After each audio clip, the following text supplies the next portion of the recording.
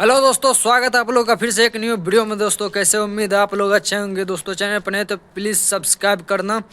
दोस्तों मैं बता दूं, भोजपुरी इंडस्ट्री के खेसारी लाल भैया के एक ज़बरदस्त और पावरफुल और धमाकेदार सॉन्ग आ चुका है दोस्तों यूट्यूब पर। दोस्तों आप लोग जाके देख सकते हैं, खेसारी वर्ल्ड म्यूजिक से आया दोस्तों।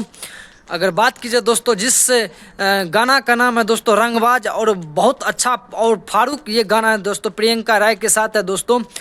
और गीतकार इसका जो लेखक है दोस्तों कृष्णा बेदर्दी है। और लाजवाब सॉन्ग है दोस्तों, एक बार जरूर आप लोग सुनिए दोस्तों इस सॉन्ग को।